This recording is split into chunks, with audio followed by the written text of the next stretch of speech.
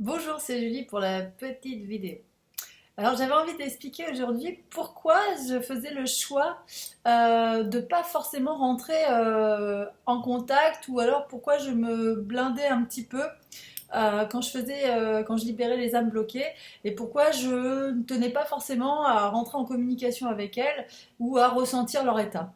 Bah, tout simplement parce que les âmes bloquées, elles ont des états très très lourds de souffrance et tout ça, et que moi mon but c'était avant tout de les passer à la lumière, quitte à ce qu'après elles reviennent pour expliquer des choses, mais aussi parce que souvent on est encore dans l'affectif, même si on essaye de ne pas l'être, on reçoit quand même des messages très lourds, des gens qui ont assassiné, violé, enfin fait des choses très très graves, et forcément en tant qu'être incarné, on a quand même tendance à avoir un petit peu de sentiments ou de jugement, d'affect, enfin d'affect sur leurs actions, ce qui entrave pas mal, et puis en plus qui blinde aussi, qui plombe énormément.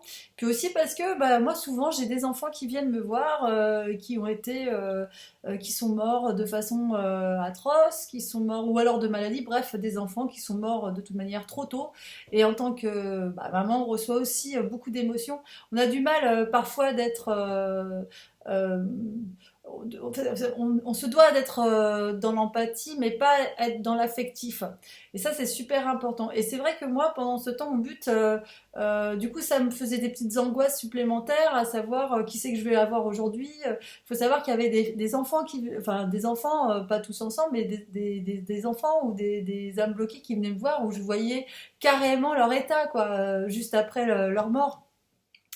Et c'était voilà, c'est lourd, quoi. Alors, est-ce qu'on a besoin de ça pour passer les âmes bloquées? Alors après, moi, de temps en temps, si, il y a des fois, je rentre un peu en communication.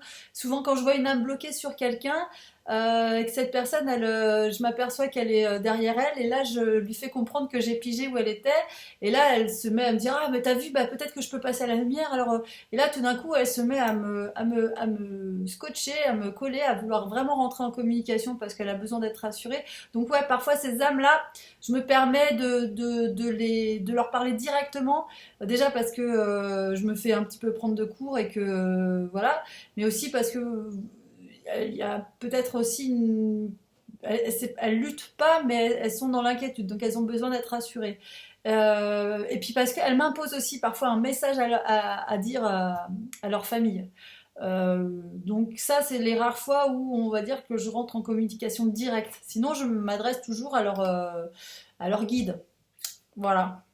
C'était la petite vidéo pour expliquer pourquoi je rentrais pas direct en communication avec les âmes bloquées. Ah ouais.